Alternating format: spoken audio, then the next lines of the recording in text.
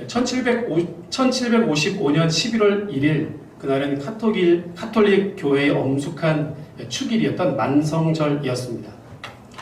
만성절 축일은 각자의 축일을 갖지 못한 모든 카톨릭 성인들을 한꺼번에 기념하는 대축제의 날입니다. 신자들이 리스본 대성당에 빈틈없이 들어차 있던 오전 9시 40분경 대지진이 리스본을 강타했습니다. 이날 지진으로 리스본에서만 3만 명 내지는 4만 명 정도가 목숨을 잃은 것으로 추정됩니다. 당시 리스본은 당대 유럽에서도 손에 꼽을 정도로 독실한 카톨릭 신앙을 가지고 있던 도시였습니다. 리스본 인구가 25만 명이었는데요. 약 10% 정도가 수도사였고요. 주교자 성당 외에도 교구 성당이 40군데, 90곳의 수도원 150개의 수도회가 있었으니 가히 종교적 도시라고 할 만합니다. 이날 지진으로 리스본의 대형 교회들이 다 파괴가 되었는데요. 그 중에서도 수많은 피해자를 내었던 성당과 종교 재판소의 붕괴는 거의 재정일치, 정교일치 사회라 할 만한 포르투갈 사회의 종교적인 신념과 권위를 흔들었습니다. 카톨릭교의 영향력이 지대했던 리스본의 대중들은 이 대재앙을 어떻게 해석했을까요? 먼저 이 재앙을 인과응보적 관점에서 해석했습니다. 당시 사제들은 지진은 죄악에 물든 도시에 대한 하나님의 심판이다 라고 주장하면서 생존자들을 꾸짖었습니다. 그리고 심판을 초래한 죄목들을 일일이 열거합니다. 탐욕과 방종과 나태와 부패, 특히 이교적인 신앙, 즉 신교도들, 기독교 교인들을 묵인한 악한 신앙심 때문에 하나님께서 이 도시를 심판하셨다. 이렇게 주장한 겁니다.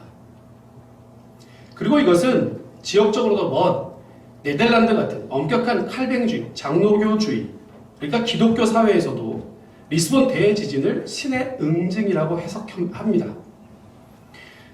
영국의 웨슬리도 신이 리스본을 심판하신 것은 잔인한 종교재판소에서 무고한 사람들을 비열하게 죽인 데 대한 응징이다. 이렇게 말했습니다. 심지어 이와 같은 자연재해의 원인을 단순한 자연 현상이다 라고 말하는 것을 신성모독이라고 폄하할 정도였습니다.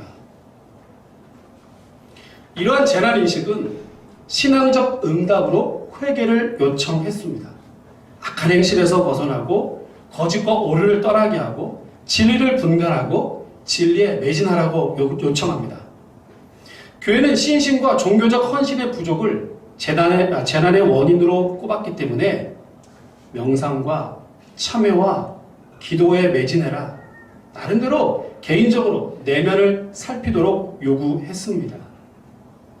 여러분, 그런데요, 이러한 응답 방식은 현실 도피 그리고 반사회적인 모습으로 나타나게 되었습니다. 교회가 사회를 복구하고 사회를 회복하는 데 앞장서는 것이 아니라 그저 모여서 기도만 하고 있었기 때문에 그 공동체 사회로부터 사회에 전혀 도움이 되지 못하는 이상한 집단으로 낙인 찍히는 결과를 초래하게 되었다라는 겁니다. 이런 종교적 관점에서의 재난 해석은 오늘날도 쉽게 찾아볼 수 있습니다. 2004년 12월 26일로 기억되는데요. 인도네시아에 쓰나미가 덮쳤습니다. 이날 13만 명이 죽었습니다. 가까운 일본에서 2011년 약 3만 명의 사망자와 실종자를 내었던 이 쓰나미 때도 가장 빠르게 나온 해석은 인도네시아와 일본이 우상을 숭배하는 나라이기 때문에 하나님께서 그와 같은 나라들을 심판하신 때문이다 라고 해석했습니다. 2003년도에요. 지금도 기억나는데 태풍 매미가 우리 영동 지방을 강타했잖아요. 이때 약 30명이 죽고 약 4조 원의 재산 피해를 냈습니다. 모 라디오 방송에서 이날 그 태풍 상황을 보도하던 중에 이런 인터뷰가 들렸습니다. 우리 지역은 하나님의 은혜로 피해가 없습니다. 물론 이 말을 한 사람은 아무 생각 없이 하나님께서 지켜주셨다 이렇게 말하고 싶었겠지만 진행자는 당황하면서 화두를 돌렸고요. 이 말은 당시 피해를 입은 영동 지방 사람들에게 큰 상처가 될 수 있었습니다. 이번 코로나도 마찬가지입니다. 역시 가장 빠른 해석은 하나님의 징계다라는 것이었습니다. 우한 폐렴은 처음에는 우한 폐렴이라고 했잖아요. 우한 폐렴은 중국의 종교 탄압에 대한 하나님의 심판이다 라고 하는 주장, 이것이 보수적인 유튜브를 타고 가장 빠르게 번져 나갔습니다. 이와 같이 자연재해나 팬데믹 상황 속에서 속수무책이었던 인간들은 도대체 이와 같은 일들은 왜 일어나게 되는 것일까? 라고 하는 질문과 그에 대한 대답을 하는 것을 즐겨합니다. 여러분, 정말 이것이 하나님의 심판입니까? 우리 지역은 피해를 입지 않아서 하나님의 큰 은혜를 입은 것입니까? 깊이 생각해 보아야 합니다. 이러한 질문에 맞닥뜨렸던 한 사람, 여러분 욥을 기억하실 것입니다. 욥은 동방에서 가장 정직하고 온전한 사람이었고요. 하나님을 경외하고 악에서 떠난 사람이다, 의로운 사람이다 라는 평가를 받은 사람이었습니다. 하나님은 그런 그에게 복을 주셨고요. 다복한 가정, 자녀와 아내, 그리고 수많은 종들과 재산, 가축들을 가지고 있었습니다. 많은 사람들이 그를 부러워하고 흠모했지요. 그러던 어느 날 사탄이 하나님께 와서 그가 하나님을 경외하고 사랑하는 이유는 이와 같이 많은 복을 누리고 있기 때문이다 라고 말하면서 혹 그의 소유물을 빼앗아버리면 하나님을 그래도 섬길까? 라고 하는 제안을 하게 됩니다. 기가 막혔지만 하나님은 그의 생명은 건들지 말아라 라고 하는 조건을 가지고 그 제안을 허락하셨습니다. 이에 사탄은 일시에 그의 가족들과 자녀들과 모든 재산들을 한꺼번에 빼앗아 갔습니다. 하루아침에 거지꼴이 되었고요. 게다가 정수리에서부터 발바닥까지 종기가 났고요. 심지어 기와 조각을 가지고 그 가려운 곳을 긁는 지경까지 이르게 됩니다. 그의 아내조차 하나님을 욕하고 죽으라 라고 저주하죠. 자, 이때 그는 내가 모태에서 적신으로 나와서 빨개 벗고 나왔는데 빈몸으로 돌아가는 것이 당연하지 않은가 라고 말하면서 입으로 하나님께 범죄하지 않았습니다. 그때 그를 위로하기 위해서 그의 친구들이 욥을 방문합니다. 욥기는 그러니까 이 친구들과 욥과의 긴 대화, 논쟁을 다루고 있죠. 나름 욥을 위로하고자 했던 친구들의 주장은 너 그러지 말고 가만히 잘 생각해봐. 하나님 앞에 뭔가 잘못한 게 있기 때문에 하나님께서 지금 너를 벌 주고 있는 거야. 혹시 네가 생각하지 못한, 네가 미처 깨닫지도 못한 죄가 있을지도 모르니까 지금이라도 그 죄를 하나님께 고백해 보렴. 내가 친구니까 너한테 이런 말도 해주는 거야. 이렇게 이야기하죠. 쉽게 말하면 인간에게 닥친 모든 불행과 악은 죄 때문이다 라는 겁니다. 아주 단순하게 인과응보적인 그리고 인과론적 형벌관에 의해서 그를 위로하고자 했습니다. 여러분, 물론입니다. 모든 인간들은 다 아담의 자손이고 죄가 있죠. 죄의 피가 저와 여러분 모두에게 흐르고 있는 것은 사실입니다. 그래서 이와 같은 해석이 가장 빠르고요, 가장 쉽고요, 따라서 교회에서 가장 많이 들려지는 해석들입니다. 그런데 모든 악이 다 죄 때문일까요? 반드시 그렇다고는 할 수 없습니다. 요한복음 9장에 보면 여러분 잘 아시는 것처럼 날 때부터 맹인된 사람을 향해서 제자들이 그 원인을 물었죠. 저 사람이 저렇게 맹인으로 태어난 것이 그 사람의 죄 때문입니까? 물었을 때 예수님은 이렇게 대답하셨습니다. 요한복음 9장 3절입니다. 예수께서 대답하시되 이 사람이나 그 부모의 죄로 인한 것이 아니라 그에게서 하나님이 하시는 일을 나타내고자 하심이라. 아멘. 무슨 말입니까, 여러분? 모든 이해할 수 없는 악과 재난의 원인이 다 죄 때문에, 하나님의 심판 때문이라고 말할 수 없는 겁니다. 오늘 읽은 본문도 비슷한 상황입니다. 13장 1절에서 마침 그때 두어 사람이 와서 예수님께 질문했다 그랬죠. 그때 마침. 그럼 이때가 어느 때이겠습니까? 예, 앞선 12장에서 예수님께서 재림의 때 종말의 시간에 대해서 깨어있어라 라고 말씀하셨던 그때, 어쩌면 그 말씀이 마치자마자 제자들이 이런 질문을 했던 겁니다. 그러니까 앞선 12장의 내용과 연관성이 있지요. 이들의 질문의 요지 역시 인과응보, 인과론적 형벌론에 근거한 것이었습니다. 그 첫 번째 질문은요, 유대 총독 빌라도가 갈릴리 사람들의 피를 성전의 제물에 섞어서 성전을 더럽혔다. 빌라도에 의해서 몇 사람들이 죽임을 당했는데 틀림없이 무슨 죄가 있던 것이 맞지요? 이런 질문입니다. 그렇죠? 두 번째 질문은요, 실로암 망대가 무너져서 18명이나 죽었는데 아마 그들도 무슨 죄가 있었기 때문에, 아니면 그들의 부모나 조상들이 어떤 죄를 범했기 때문에 죽은 것이지요? 이렇게 물은 겁니다. 당시 유대인들의 보편적인 이와 같은 죄의 원인들을 해석하는 그와 같은 질문이라고 할 수 있을 겁니다. 빌라도는 AD 26년부터 36년까지 유대를 다스렸던 로마의 5번째 총독입니다. 유대 역사가였던 요세푸스는 빌라도가 하나님을 모독하기 위해서 로마의 신부를 조각한 방패를 성전에 갖다가 걸어두었다, 이렇게 기록했습니다. 또 예루살렘에 보다 풍부한 물을 공급하기 위해서 수로를 건설하는 계획을 세웠는데 이 건설 자금, 건축 비용을 성전세로 충당했다는 겁니다. 왜냐하면 성전에서 짐승을 받고 이것을 깨끗이 할 때, 짐승을 잡고 청소할 때 물을 제일 많이 쓰잖아요. 그러니까 수도요금 많이 쓰니까 많이 내라, 이 말입니다. 일견 타당한 것 같지만 이 제안이 유대인들을 자극했던 겁니다.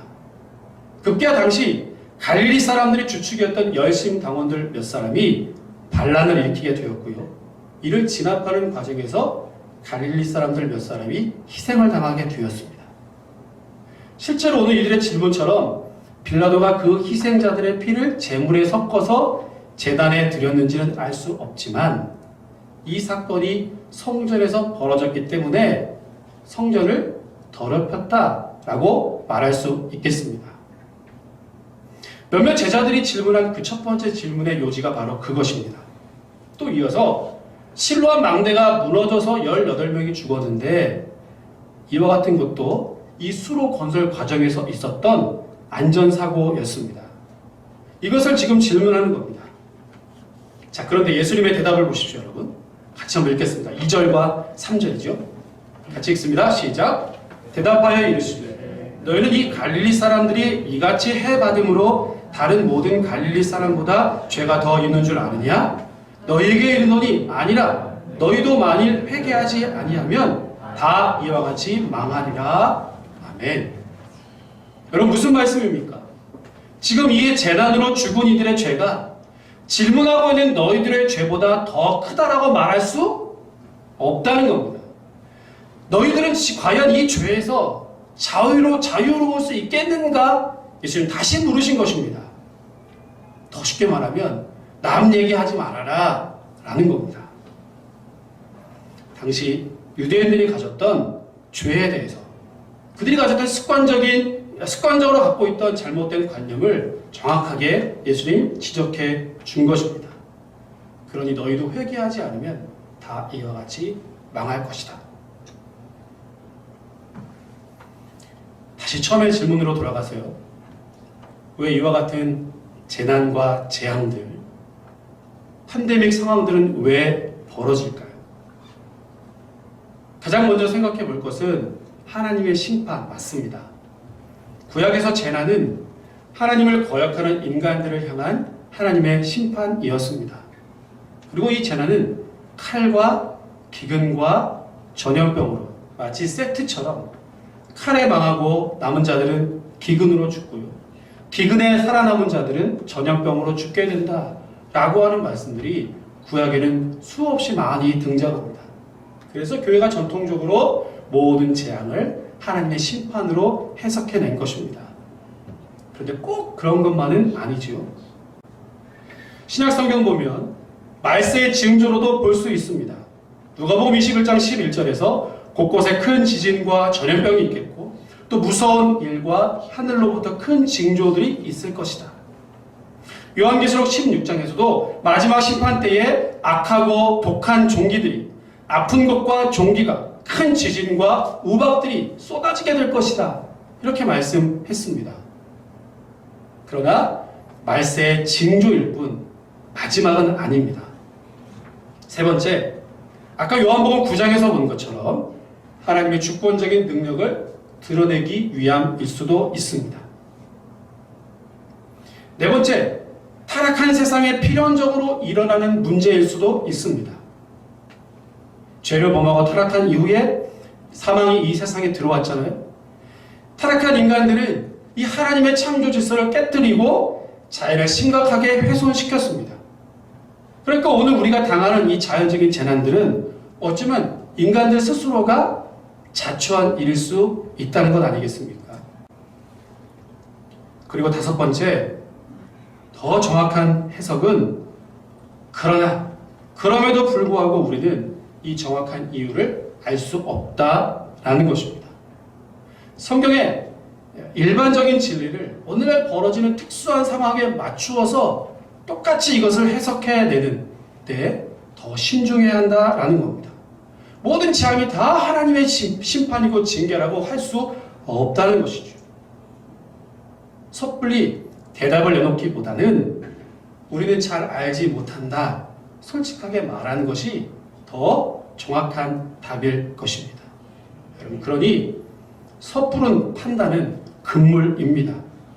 굳이 여기에 답을 하려고 할 것이 아니라 오히려 더 신중하게 살펴보아야 한다라는 겁니다.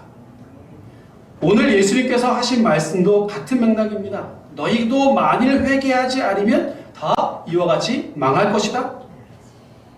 여러분, 회개가 무슨 말입니까? 문자적으로는요, 나중에 깨닫게 된다. 나중에 자기가 어떤 말하는 것이나 행동하는 것에 대해서 반성하는 것을 의미합니다. 그리고 오늘 성경에는 이것이 현재형으로 쓰여서 지금 이 순간뿐만이 아니라 계속해서 하나님 앞에 깨닫게 되는 것을 말하고 있어요.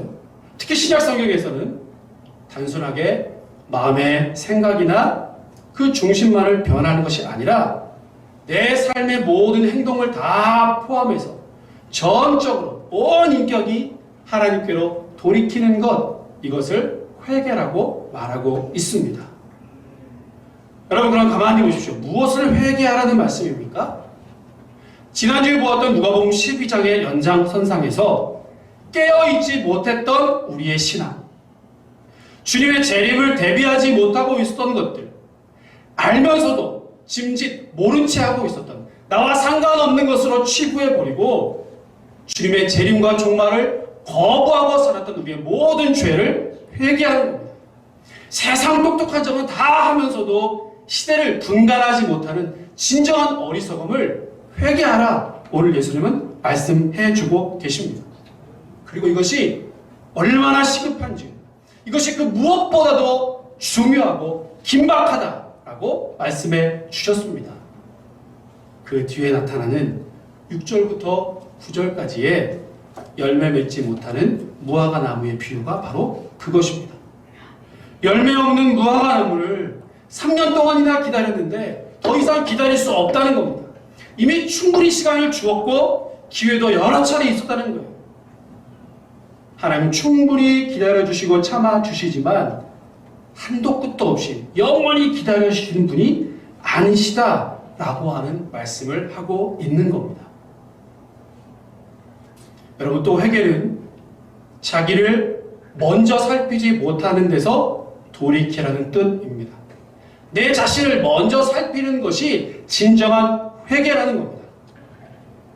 빌라도에게 죽임을 당한 갈릴리 사람들이나 실로암 망대가 무너져서 죽은 사람들의 죄가 있느니 없느니, 그것이 누구의 탓인지, 얼마나 죄가 많으면 저렇게 죽임을 당했을까, 괜한 근심하지 말고 먼저 내 자신을 먼저 살피라는 겁니다. 남의 신경 쓰기 전에 먼저 나를 살펴보고, 남의 눈에 있는 티를 보기 전에 내 눈에 있는 들보를 먼저 보라는 겁니다. 섣불리 판단하고 정죄하기 이전에 나는 과연 하나님 앞에 올바로 서 있는가, 내 자신을 먼저 살피라는 말씀입니다. 현장에서 가늠하다가 한 여인이 붙들려 왔죠. 예수님 뭐라고 하셨어요? 죄 없는 자가 먼저 돌로 쳐라 했습니다. 아무도 이 여인에게 돌을 던질 수 없었습니다. 갈라디아서 6장 1절은 우리에게 이렇게 말씀합니다. 형제들아, 만일 사람이 무슨 범죄한 일이 드러나거든 신령한 너희는 온유한 심령으로 그러한 자를 바로잡고 너 자신을 살펴 너도 시험을 받을까 두려워하라. 너 자신을 살펴보아 너도 시험을 받을까 두려워하라. 연약한 자들을 온전한 마음으로 먼저 돌보아주라 그랬고요. 그리고 나서 자신을 살펴보는 것, 이것이 진정한 회개이고 진정한 돌이킴이고, 이것이 오늘 우리 모두에게 가장 시급한 일이다 라는 말씀입니다. 이혜인 수녀가 어떤 기도라는 시를 통해서 그의 마음을 이렇게 주님께 고백했습니다.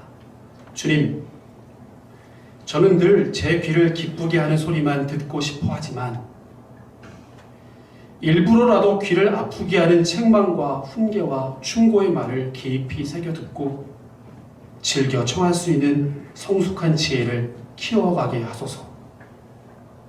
꿀맛처럼 달지만 유혹이 되는 칭찬과 찬미의 말은 두려워하고, 쓴바귀 맛처럼 씁쓸하지만 약이 되는 어떤 충고나 비난의 말을 오히려 즐겨 들을 수 있게 하소서. 조금쯤 억울하게 느껴지는 말들이라도 변명하지 않고 받아 안을 수 있는 너그러운 마음으로 자신을 넓혀가게 하소서. 남으로부터 부당한 판단을 받았다고 몹시 화를 내기 전에 내가 남에 대하여 잘 알지도 못하고 함부로 말했거나 속단했던 부분을 먼저 마음 아파하고 반성할 수 있는 겸허한 마음을 갖게 하소서. 어떤 모임에서건 누가 먼저 저의 좋은 점을 이야기해주면 조심스럽게 공손하게 듣기만 할 뿐 수다스럽게 부풀려서 맞장구 치는 뻔뻔스러움을 피하게 해주소서. 이웃에게 제 자신을 알리려 할 땐 장점과 성공은 가능한 한 숨겨두고 약점과 실수를 먼저 자랑할 수 있는 어리석음의 용기를 주소서. 주님, 사랑하는 건강한 교회 성도 여러분, 이와 같은 기도 여러분 어떻게 생각하십니까? 먼저 나 자신을 깊이 성찰하십시오. 교회는 깊이 거슬리지만 책망과 훈계와 충고를 청할 수 있기를, 조금 억울하게 들리는 말도 변명하지 아니하고 받아들일 수 있는 너그러운 마음을 주시도록, 남에 대해서 잘 알지도 못하면서 속단했던 정죄했던 것을 회개하고 내 스스로 아파하는 마음을 주실 수 있도록, 내 자랑과 성공보다 실수와 약점을 먼저 자랑하는 성숙한 기도의 주인공들이 다 될 수 있기를 주의 이름으로 축복합니다. 오늘은 75주년 광복절을 기념하는 주일인데 어쩌면 이와 같은 것이 내가 주님 앞에 나를 살피고 바르게 말씀 앞에 서는 것 자체가 이 나라와 민족을 위한 가장 중요하고 시급한 일이 아니고 무엇이겠습니까? 너희도 만일 회개하지 않으면 다 이같이 망하리라. 너희도 만일 회개하지 아니하면 다 이같이 망하리라. 오늘 우리에게 주시는 하나님의 말씀입니다. 기도하겠습니다. 하나님 아버지, 광복 75주년 우리에게 진정한 해방과 자유를 허락하신 주님께 감사와 찬송과 영광을 올려드립니다. 육신적으로는 우리가 자유를 입었지만 여전히 죄의 가운데 허덕이고 죄의 종 노릇하는 우리의 약함을 오늘 귀한 말씀 통하여 깨닫게 해주시고 바라보게 하여 주시니 감사를 드립니다. 하오나 내가 여전히 이렇게 죄의 가운데 종 노릇하고 있는 것을 나는 알지 못하고 깨닫지 못하면서 여전히 다른 사람들을 판단하고 정죄하고 섣부르게 그들을 평가했던 연약함들과 죄악된 모습을 오늘 스스로 발견하게 하시니 참으로 감사를 드립니다. 주님, 바라기는 이와 같은 성숙한 기도, 성숙한 신앙의 성도들이 다 될 수 있도록 은혜를 더하여 주옵소서. 내가 먼저 말씀 앞에 내 스스로를 쳐서 복종하게 하시고 내가 먼저 주님 앞에 회개함으로 이와 같은 화를 면하는 지혜로운 청지기들 다 되게 하여 주시옵소서. 혹 우리 눈에 내가 보기에 연약하고 부족한 이들이 보이걸라 하나님 더 보듬어주고 품어주고 더 많이 기도하고 용서해주는 더 성숙한 신앙인들 되게 하여 주시옵소서. 감사드리며 예수님 이름으로 기도합니다. 아멘.